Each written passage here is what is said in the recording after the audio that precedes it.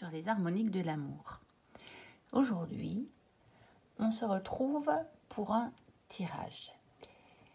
Nous sommes le jour d'Halloween, donc le 31 octobre 2022, et je viens de choisir un des tirages que je vais réaliser ce jour. Je vais en réaliser plusieurs, ça c'est certain. C'est pas le cas à tous les Halloween, tout dépend comment ça tombe. Mais ici, ayant non seulement congé aujourd'hui, mais ayant toute une semaine de congé devant moi, je vais consacrer ce jour à jouer, à travailler avec mes cartes de différentes façons. Je vais commencer notamment par faire ce tirage. J'en ferai encore un le soir. Donc celui-ci, je l'ai pris dans ce livre que j'ai. Je vous présenterai un peu plus une autre fois. Donc il y a 365 étalages de tarot. Il y en a un par jour. Et c'est souvent en lien avec le thème du jour. Mais bon, c'est un livre qui a été fait par, je pense, c'est une américaine. En tout cas, il est tout en anglais, hein, je vous le dis déjà. Mais je trouve qu'il est facile à traduire. Et le thème est souvent en rapport avec le jour, mais parfois c'est un rapport avec un événement ou une fête aux États-Unis, plutôt pas nécessairement en Europe. Parfois c'est juste comme ça, ce qui permet d'utiliser ce livre d'une manière très fréquente. Donc soit en lien avec le jour, ce que je vais faire aujourd'hui, soit pas du tout, parce que à la fin, il y a aussi un classement. Donc, par exemple, il y a tous les tirages sur les animaux, tous les tirages qui concernent le cinéma, sur la créativité, enfin, et tout ça. Donc, je ne vais pas trop vous montrer aujourd'hui sur ce livre. Je voulais juste vous dire ça parce que ce soir, je vais en faire un autre que j'ai fait le jour même. Donc, le jour où il était dédié, qui est celui-ci. Honore tes ancêtres, donc un tirage pour honorer ses ancêtres. Donc je l'ai fait le 18 août. Et je vais le refaire ce soir. Parce que c'est un tirage qui m'avait absolument époustouflée quand je l'ai fait le 18 août. Donc moi j'avais choisi moi-même les cartes dans mon jeu de tarot qui représentait mes ancêtres. J'en avais choisi 3 comme proposé là, mais on choisit le nombre que l'on veut. J'avais choisi des ancêtres donc décédés de ma famille. J'avais choisi la carte dans le tarot qui pour moi les représentait le mieux. J'avais utilisé pour ça un tarot qui m'a absolument époustouflée. Je vous montrerai un jour. Il est connu. Tout le monde, enfin, beaucoup de monde l'utilise, mais moi j'ai un lien particulier parce que la carte du roi de coupe, je trouve que c'est le portrait craché de mon père. Et donc, bien entendu, j'avais été attirée par ce tarot pour faire ce tirage. Ce soir, je pense que je le ferai avec un autre tarot, je ne sais pas. Mais comme c'est Halloween, et dans les jours qui viennent d'ailleurs, parce que c'est pas que le soir d'Halloween pour moi, je pense que le jour de la Toussaint et le jour des morts, donc qui est le 2 novembre, sont des jours peut-être encore plus propices à la communication avec les défunts. Je pense qu'aujourd'hui, pour moi, comment je vois les choses, c'est qu'aujourd'hui, c'est le jour idéal pour avoir des informations d'au-delà du voile, comme on dit. Mais ce n'est pas nécessairement les défunts qui vont nous les donner. Ça peut très bien être les anges, ou les fées, ou les dragons, ou qui on veut. Donc, je le vois plus comme ça. Et la connexion vraiment avec les personnes qui nous sont chères et qui sont passées de l'autre côté, je pense que demain et après-demain sont des jours tout aussi propices. Peut-être pas plus propices, mais tout aussi propices. Parce que demain, on fête tous les saints. Et je pense qu'une fois qu'on a c'est désincarné, on se rend compte qu'on est tous saints. Enfin, ça, c'est ma vision des choses. Et puis que après-demain, c'est le jour des morts, le jour des défunts. Et donc là, bah, quel meilleur jour que pour ceux reliés à eux. Et je pense que vu que cette année, j'ai cette chance d'être en congé pendant ces jours particuliers, je vais vraiment en profiter et je vais vraiment discuter avec les personnes de ma famille qui sont passées de l'autre côté. Et donc, ce tirage, il m'avait époustouflé par sa justesse des messages qui m'ont été délivrés. Parce que pour chacune des personnes que j'avais choisies, le message était vraiment mis en rapport avec la personnalité qu'il avait dans cette incarnation. Je veux dire, le message que mon père m'allait livrer, on sentait que ça venait de mon père. C'est comme un message qui m'aurait pu me délivrer quand il était en vie. Et pareil avec mes deux grands-mères, j'avais choisi mes deux grands-mères. C'est pareil en fait. Ça a traité de sujets pour lesquels elles étaient plus enclines peut-être à pouvoir me donner des conseils. Et c'était pas inversé, c'était pas une grand-mère qui m'a... Je me serais dit, oh ben tiens, pourtant ça ressemble plus à l'autre grand-mère. Non, au contraire, c'était tellement juste que ce soir, je vais me le faire à nouveau, peut-être avec d'autres ancêtres, je ne sais pas encore. Bref, ça fait déjà plus de 6 minutes que je parle et je vais donc vous montrer. Donc, en fait, ce tirage qui est fait pour Halloween propose, c'est un grand tirage, hein, vous voyez. Donc en 16 cartes. La première carte nous représente nous. Puis les autres cartes ici sont toutes les cartes des mois à venir. Donc les choses sur lesquelles un message pour chaque mois. Je ne vais pas le prendre comme divination, beaucoup plus comme guidance. Peut-être les choses auxquelles il faudrait que je fasse, que je prête attention, ce genre de choses-là. Et pour terminer, on a sur quoi je pourrais focuser, qu'est-ce que je devrais rejeter et quelle magie est possible. Et pour vous montrer aussi, parce que j'en profite pour vous montrer comment j'utilise mes jeux, je vais utiliser un tarot pour ceci et là, je vais utiliser un oracle. Donc, je prends deux jeux pour le même tirage. Ça, c'est une des façons que j'utilise pour faire tourner mes jeux. C'est que parfois, dans un même tirage, j'utilise deux jeux. Ça m'arrive aussi, ici je ne vais pas le faire parce qu'en plus je vais avoir beaucoup trop de cartes, de doubler mon tirage. Donc je fais un tirage avec un tarot et je recouvre avec un oracle. Mais ça je le fais quand il y a moins de cartes parce que ici, ou alors si j'ai beaucoup de place et beaucoup de temps, mais ici pour la vidéo je ne vais pas le faire. Je vais prendre un tarot et un oracle pour ici. Bon, normalement, j'ai assez bien en tête ça, c'est facile puisque ce sont les mois.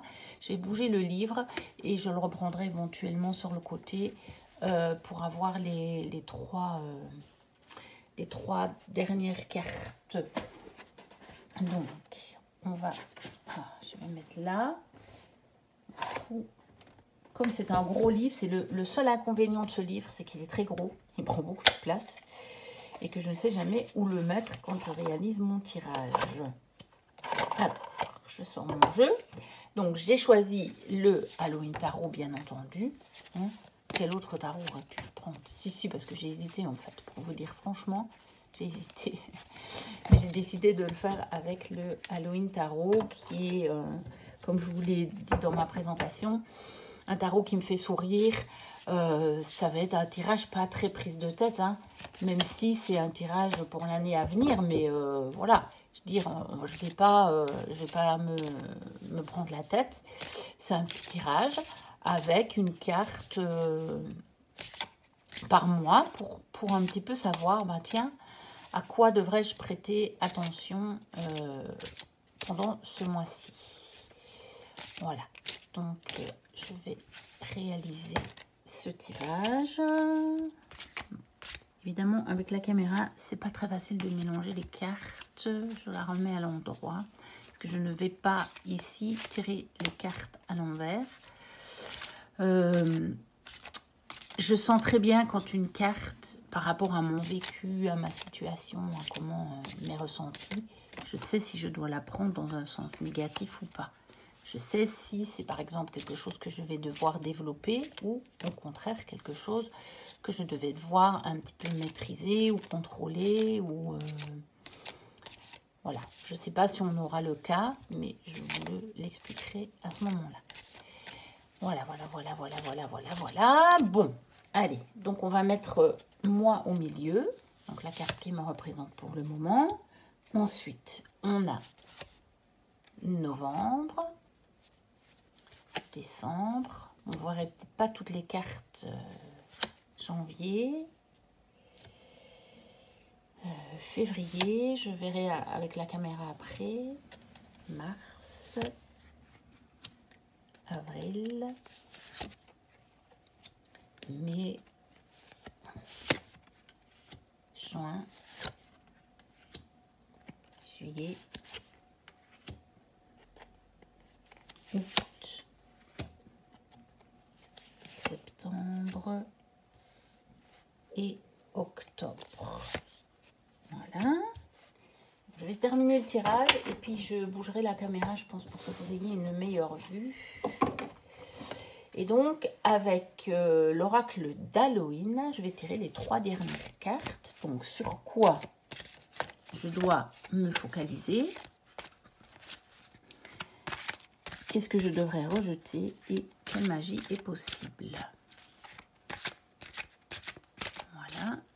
Je changerai peut-être même la caméra, je ne sais pas. Je vais peut-être la changer de place parce que ça va être compliqué. Mais je vais pouvoir bouger toutes sortes de choses maintenant que le tirage va être réalisé. Donc, je vais voir ça. Peut-être même que je ferai une pause et puis je reprendrai après parce que ça va être un peu compliqué. Voilà. Donc, sur quoi je devrais me focaliser? Qu'est-ce que je devrais rejeter? Oups, voilà, j'accroche déjà le pied. Et quelle magie est possible? Voilà. Donc, je vais faire une petite pause. Je vais réinstaller la caméra autrement et on va découvrir ensemble le tirage. Donc, on va découvrir le tirage ensemble. Donc, je ne vois plus ce que je filme, mais j'ai vérifié avant de remettre la caméra en route. Je pense que normalement, vous devriez pouvoir à peu près tout voir. Donc, quelle est la carte qui me représente en ce moment? Donc, j'ai le 7 de fantôme, donc, qui correspond au 7 de coupe. Ça veut dire que pour le moment, j'ai beaucoup d'opportunités de choix. Et je pense que c'est en rapport justement avec le tirage, avec les fameux tous les mois. Les 12 mois donc qui s'annoncent, où je vais avoir probablement une série de choix à faire. Je pense aussi, je les vois très sympathiques, ces petits fantômes là. Et je pense qu'ils me disent aussi que je vais avoir une semaine où je vais justement pouvoir faire des choses que d'habitude je ne peux pas trop choisir puisque j'ai beaucoup d'heures de travail et que comme je vais avoir une semaine de congé, ça va justement me permettre de faire d'autres choix. Voilà. Alors, pour le mois de novembre, j'ai donc la reine de coupe. Donc, durant ce mois de novembre, et c'est pas la première fois que j'ai le message, je pense que je vais... le message qu'on me propose, c'est de me positionner à partir du cœur, de la maîtrise de peut-être certaines émotions qui pourraient me traverser et d'essayer de voir la situation à partir du cœur.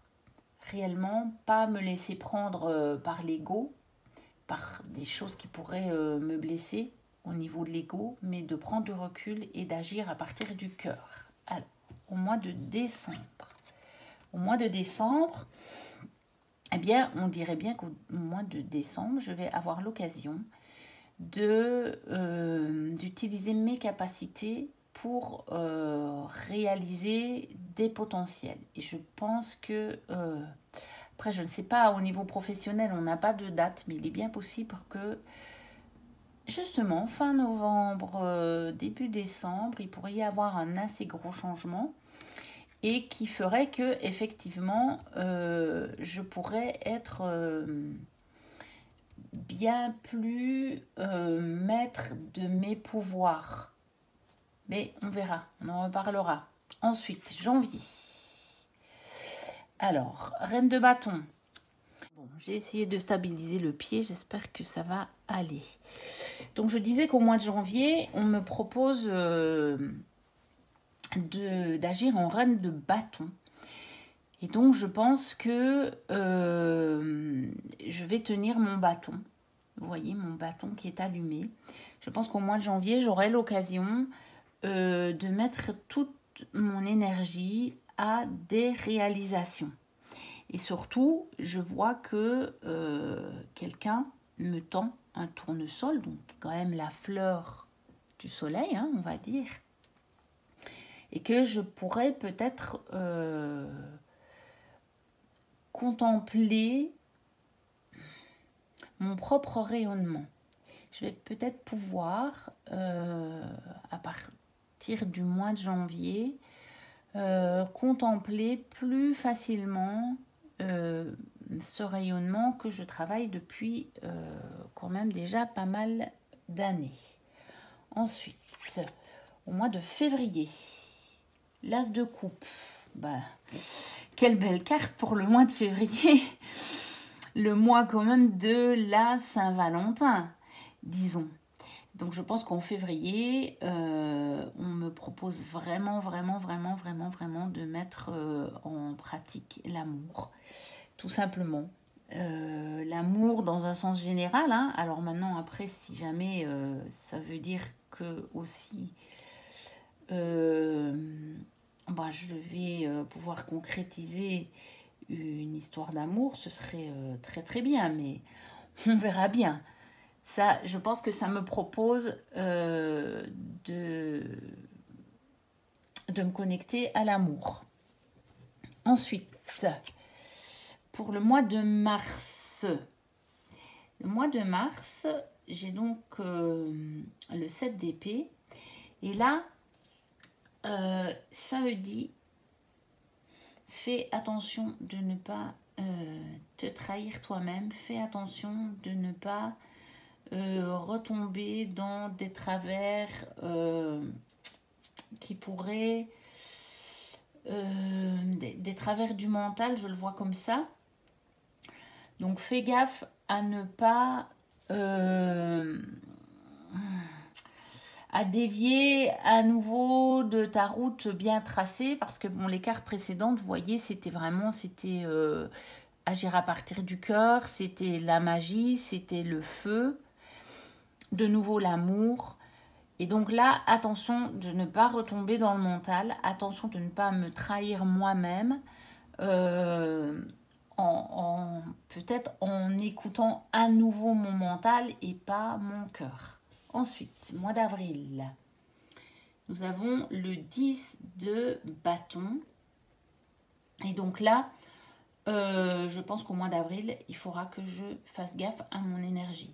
Il faudra que je fasse gaffe à ne pas m'épuiser. Il faudra vraiment que, bon, après mois d'avril, ça peut être aussi le moment de dire, bon, bah, il est peut-être temps de prendre à nouveau quelques vacances. C'est pas impossible, ou en tout cas de me reposer. Ensuite, mois de mai. Mois de mai, les amoureux. Eh bien, là, soit ça va être en rapport avec la carte du mois de février. Donc peut-être là, quelque chose qui commencerait, et puis là, quelque chose qui va se concrétiser. Soit ça va me parler de choix à faire, mais encore une fois, à partir du cœur de toute façon. Donc on retrouve cette histoire de cœur dans ce mois de mai. Il y a de nouveau cette notion de cœur. Agir à partir du cœur, à partir de l'amour. Et voir ce que ça va prendre comment ça prendra forme dans ma vie. Alors, mois de juin, l'ermite. Eh bien, je pense que, bon, l'ermite, il faut savoir que c'est ma carte de mon chemin de vie. Et donc, quand je tire la carte de l'ermite, elle me parle de moi. Déjà, ça me dit, on parle de toi. C'est pas la seule carte qui parle de moi, hein, mais dans le tarot, j'en ai quelques-unes. Mais celle-là, chaque fois, dit, il est temps d'être toi. Il est temps d'être comme tu es, de ne pas vouloir ressembler à quelqu'un d'autre. Donc, je pense qu'au mois de juin, ça peut être ça peut vouloir me dire, faudra utiliser ta sagesse, que tu sais très bien, tu as en toi une certaine sagesse, mais que parfois tu n'as pas envie de l'utiliser, de la mettre en œuvre, parce que l'ego vient encore faire un petit peu son malin, et donc il te souffle des messages pas très sages, et donc là je pense que effectivement ça me dit que mes expériences, puisqu'on voit quand même quelqu'un dans un laboratoire qui fait une expérience, il faudra que je les fasse à partir de toute la sagesse que j'ai acquise au cours de ma vie. Alors, mois de juillet, j'ai le page de coupe. Donc, nous revoilà dans les coupes, nous revoilà avec cette notion de cœur, cette notion d'amour. Je pense que là, à nouveau, mais je pense avec le page à une notion je le vois comme il faudra que j'agisse, mais d'une manière très pure, très innocente, on va dire. Vraiment le cœur pur, le cœur simple, la simplicité du cœur, simplement dire, voilà, comme un enfant un petit peu. Revenir à comment un enfant verrait les choses, comment un enfant agirait à partir de son cœur. Pas trop réfléchir, simplement la pureté du cœur. Je verrais ça, la pureté du cœur. Alors, le mois d'août, le pendu. Bon, peut-être que j'aurai des vacances au mois d'août. Je ne sais pas. Ça me parle de faire une pause. Ça me parle aussi, le pendu me parle toujours de voir les choses sous un autre angle. Mais ici, franchement, ça me parle plus de vacances, je pense. De pause, en tout cas. Vacances ou de pause. Ensuite, septembre. Septembre, le fou. Alors, le fou, j'ai un grand lien avec cette carte. Je pense qu'elle représente mon côté qui ose faire des choses qui peuvent paraître assez folles aux yeux de beaucoup de monde.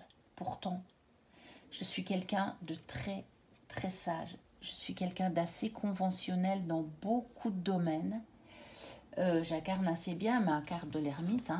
Je l'incarne bien, je m'y retrouve totalement dedans, avec cette espèce de sagesse. Je suis toujours passée pour quelqu'un de sage. J'étais le modèle type de la bonne élève à l'école, la première de classe, qui faisait toujours bien son travail. Ça fait vraiment partie de moi, ça. C'est vraiment moi. Mais j'ai aussi, dans certaines circonstances, quand quelque chose me tient très fort à cœur, que ça touche à mes valeurs profondes, des choses que je veux vraiment réaliser, ou comment je vois vraiment les choses.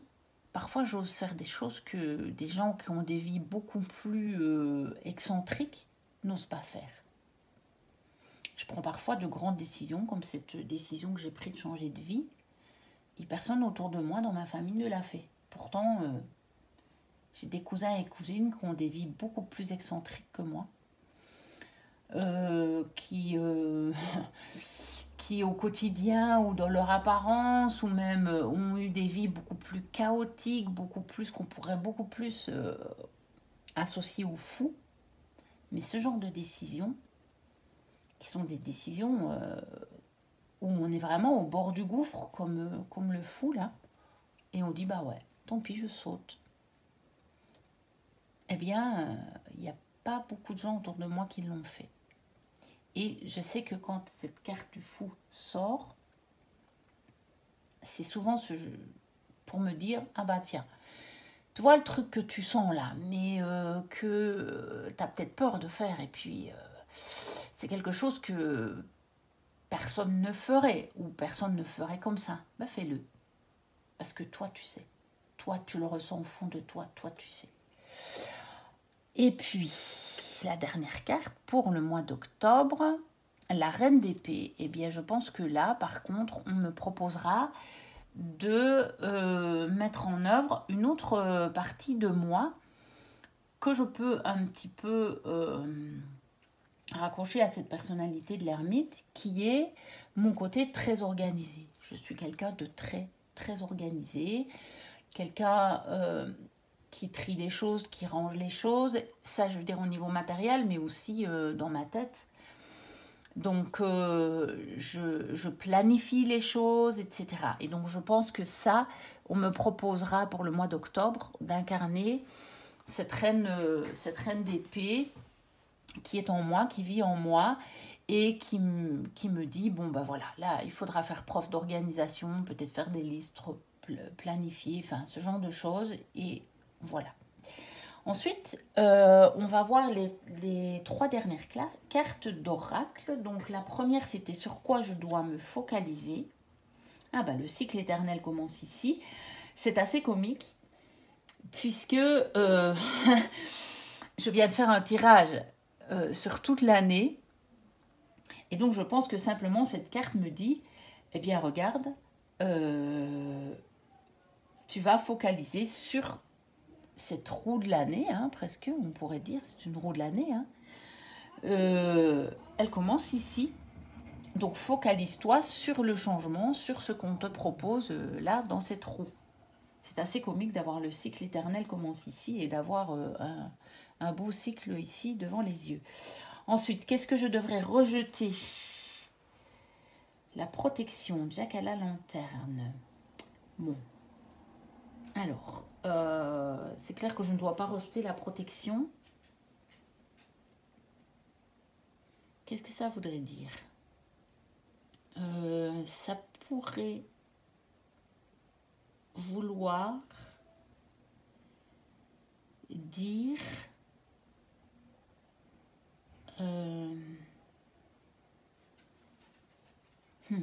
qu'est-ce que je ne dois pas rejeter et j'ai la protection. Oui, je ne dois pas rejeter la protection. Je dois me sentir protégée. Or, c'est pas toujours mon cas.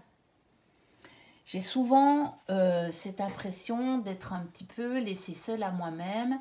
J'ai du mal à croire que j'ai des anges qui me protègent. J'y crois, hein, mais j'ai l'impression de ne pas le mériter, en fait.